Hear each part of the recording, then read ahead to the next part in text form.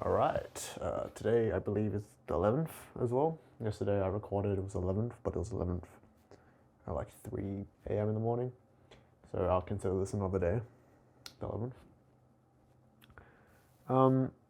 Yeah, I was thinking about what I could talk about, and there were a few things on my mind. Um, Though they're a bit kind of wishy-washy. Like I haven't formed a solid argument for them. So I'm just going to refrain, and in the future, I'm going to write down certain ideas so that I can elaborate on them later. So today, I think a pretty interesting topic would just be music. And I'm not a musician of any sort, but I'm talking about the usual like philosophical insights about music. So, what is the purpose of music? What is the value of music? Right, stuff like that, and like what kind of subjective experiences does it create, and what makes us like certain genres of music over others. I think that's really interesting because it has a lot to do with I guess appreciation of art and also purpose in a way as well. So let's start off with talking about why music is so ubiquitous in modern life. Like it is quite ubiquitous, even in the sense that cross-culturally, I believe most cultures independently develop this idea of music, no matter what that might be. And I'm sure there was probably some cultures that never had music, but I believe most cultures developed their own forms of music long before they had contact with each other.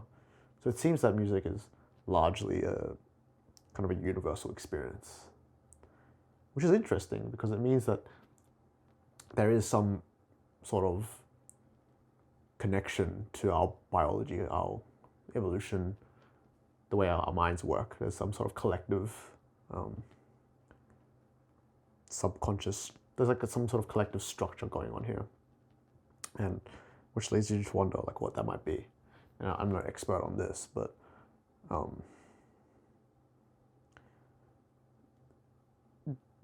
the idea, I believe, in music is that it's able to evoke certain emotions in you. And I've heard arguments that music might not be a universal language, but to say it is, it wouldn't be far-fetched.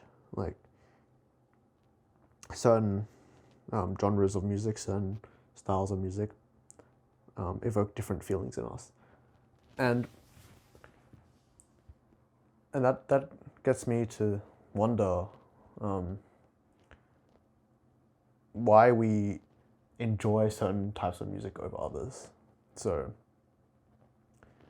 why do we value the music we relate to more than music we don't relate to?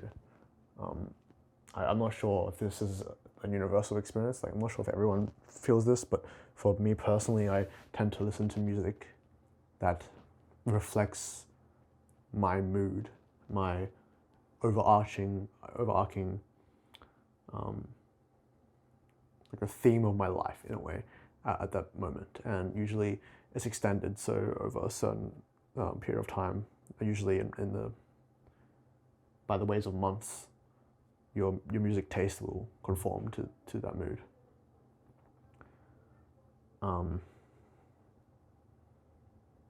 Yeah.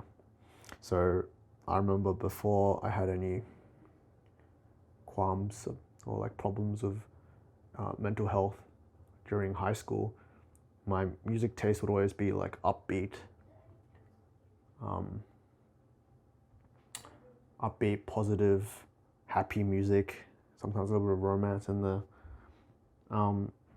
It and that's pretty much how I felt, because in high school I was pretty mentally stable and mentally strong and had few responsibilities and problems, which made it easy for me to enjoy and relate to happy music. When you go through, and when I refer to you, and when I say you, I usually mean myself, and when I say you, I'm talking about myself, but also I'm hoping that it's a general experience that people will tend to have a similar experience. So when you go through a phase of like romance and perhaps longing, and from at least for me, rejection,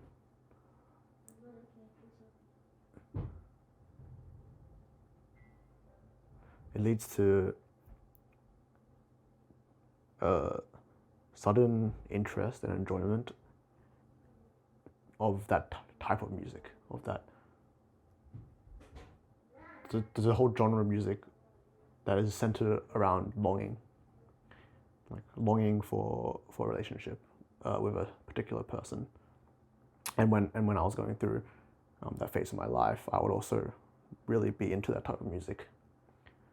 And that was the only music that I really enjoyed. And the same thing applies to when my mental health started rapidly declining. I started listening to like a lot of lo-fi and depressor rap, as you might call it. And I found value in that, and I really enjoyed that. So your taste in music nowadays really relies on, or depends on, your mood. And so you can tell a lot about a person by what type of music they listen to, and about their mental state, simply by asking them for music recommendations, funnily enough. And therein lies the value of music in the modern day. It simply reflects your mental state, and the reason you like it is because there's something for you to relate to, and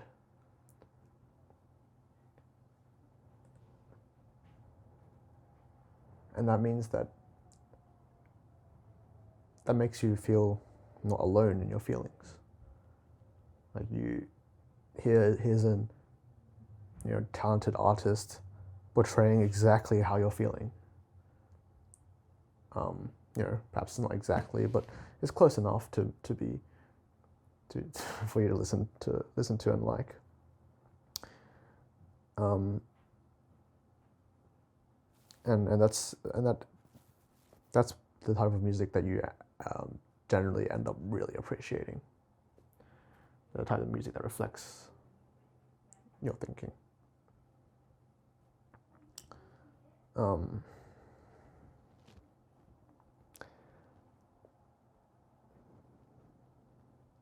that's interesting, but why is it valuable? And I would say that music is valuable primarily for that reason.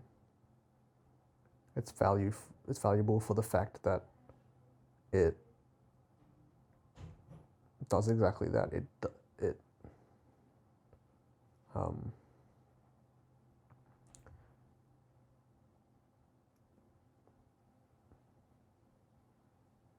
kind of substantiates, if that's the right word, your experience. It means that A, you're not alone in your experience, and B, that is a experience that is real. And so it's kind of legitimized by the fact that other people seem to feel the same way as you. And even if you just look at the view count or the listen count of certain songs, you understand how many people are in that type of mental state. And that gives me reason to say that music really brings certain types of people together. I feel like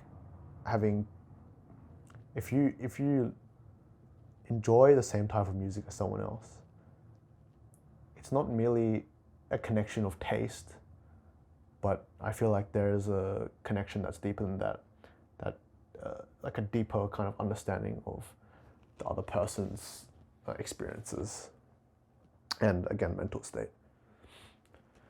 And even if we kind of isolate music from its social aspects, I still feel that music brings you into the moment, in many ways. If you are consuming the music, if you're listening to the music and you're really focusing on it, and I feel like you can easily do that if you're relating to it, then you're kind of everything in like, there's theories of beauty that say, when you encounter beauty, and beauty is largely subjective, I believe. When you encounter beauty, everything kind of stops. All of the thoughts, all of the noisiness of your mind kind of just stops. And it's not distracted, but it just simply stops because you're appreciating the art, the beauty for what it is. When that's opposed to other mind-numbing or noise-canceling activities, such as watching YouTube is my big example, as you might have heard.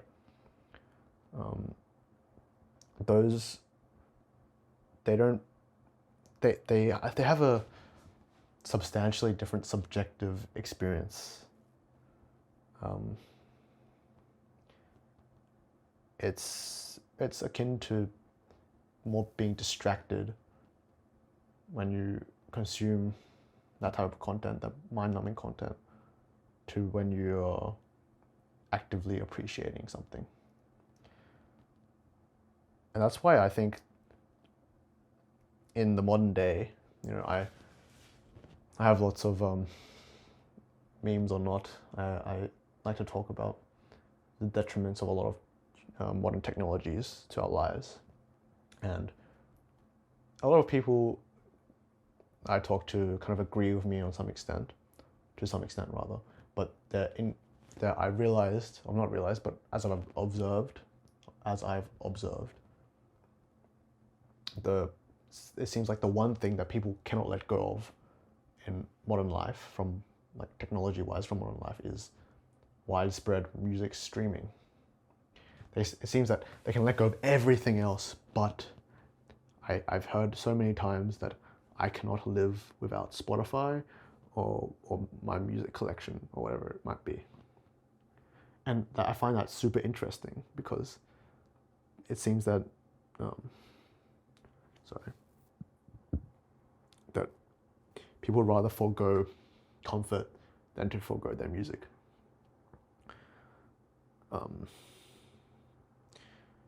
And I think that's more beautiful than distressing.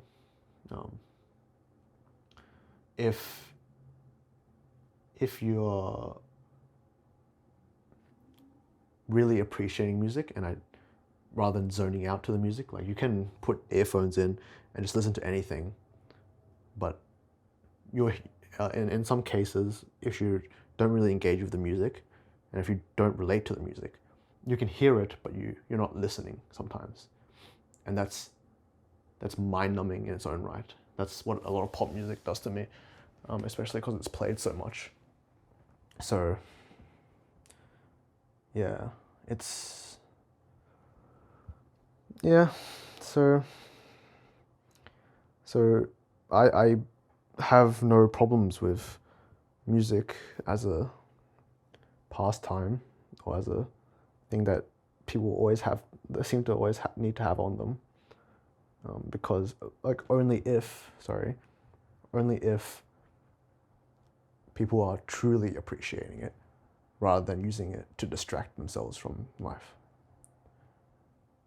So let's make a distinction here. I think there's two types of, not viewership, but there's two ways of listening, two modes of this listening. The first is, I believe is valuable, and that is that you're actively listening to the music, appreciating it, and you're kind of actively comparing that or applying the experiences in your life to the music. And that's what gives it value to you. Music about war, for me, for example, would not be very valuable because I don't have experiences of war, no matter what that might be. Like, it could be through nostalgia or TV shows or personal experience, right? But either way, I don't have much experience about war, and so war songs might not have as much value to me as songs about sadness or happiness and feelings of romance, right? Because I've experienced those things before.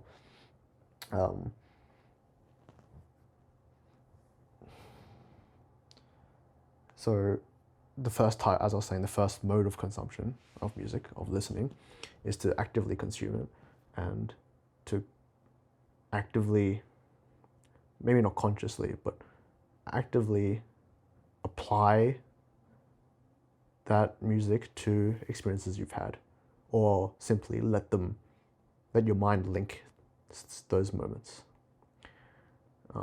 Sometimes I listen to certain songs and it reminds me of certain moments of my life and all of the connections and feelings and, you know, all of the nuances of human experience in that one song.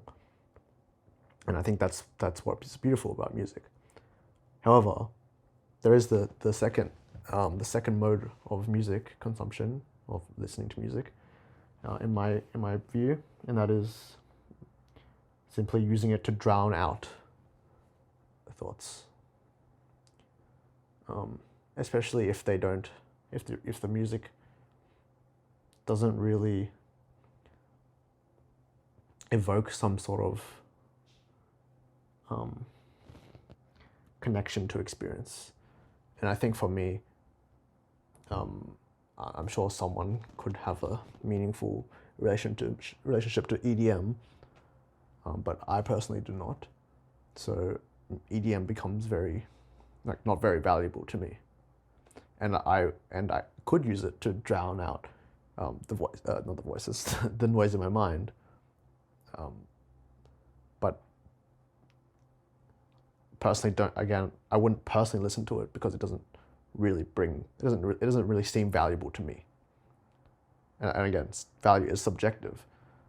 So yeah, and so when people talk to me about music, I would say that I totally approve of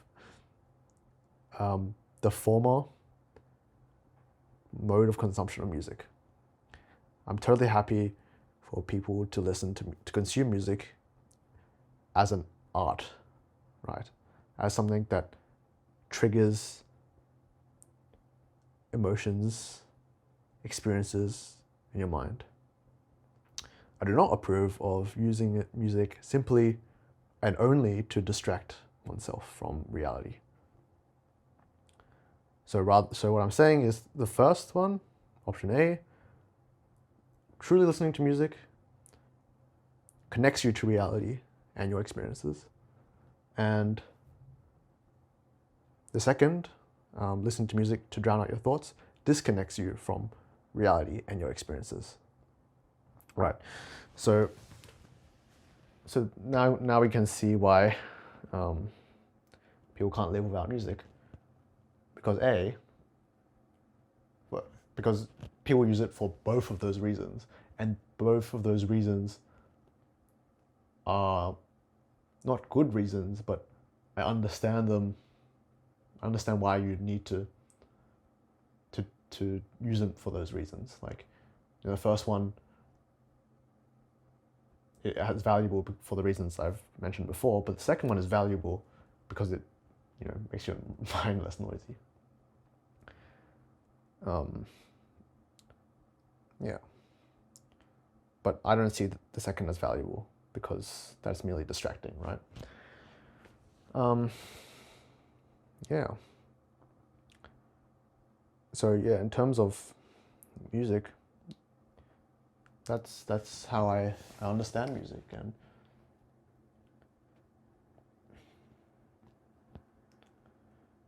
yeah. What questions did I ask in the beginning of this blog? I probably should have written it down somewhere. The value of music we've covered.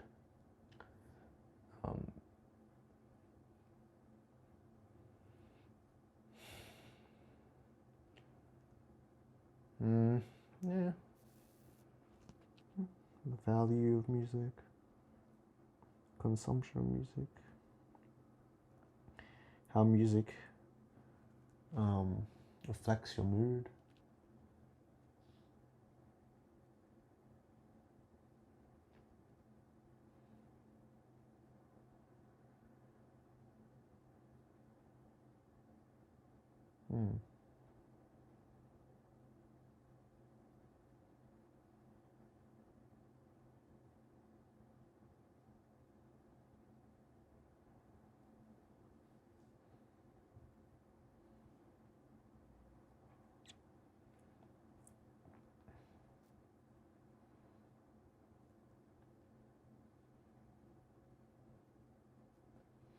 Yeah.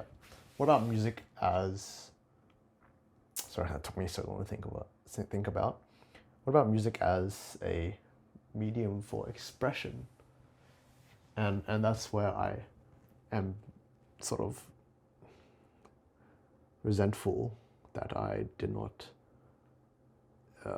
put the effort into learn music at a younger age, because music is such a great form of expression. It conveys so much in also so little. In some ways, poetry, which is an art form I personally love, and photography, it conveys. So I feel like poetry, it takes many words to convey a feeling, an idea, an experience. Photography, it's short and snappy, pun not intended, but it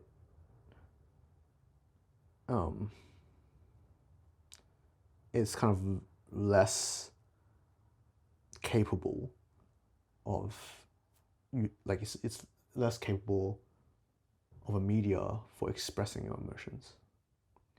I've not found, like, I love poetry in a way because I'm able to get emotions off my chest and feelings off my chest and show other people certain experiences that I've had. But photography only captures some form of distorted reality that's external to myself. Whereas poetry, I can capture things that are internal to myself, if that makes sense. However, music, in much less words and in much more of an impactful way when compared to poetry, can kind of hit you with a full brunt of emotion. Like, I feel like it has the ability to slap you across the face with emotion, and that's why I think it's super valuable as a media of art, of expressing yourself, though it is extremely difficult to make it good. Yeah. So to any musicians, keep up the good work. Use it as a means to share your human experience. And for people who listen to music, listen to it intentionally. See and feel what it evokes in you when you listen to it. and especially the music that you like or love. As for the people who believe they can't live without music, you can live without music. But I feel like in the modern world, it'd be a whole lot shittier without music. Yeah. So there you go. Music as an art, valuable, very valuable. So I'm willing to change my view on getting rid of music because, well, I never really strongly believed we should stop listening to music, but I'm happy to say that, you know, even with my largely anti-technological views, that music can stay, perhaps, along with a host of other things that I'm willing to let stay. But perhaps it is not about technology being bad in itself, but the way we use it. Because again, you can music. I believe you can use music in a bad way as well. Yeah.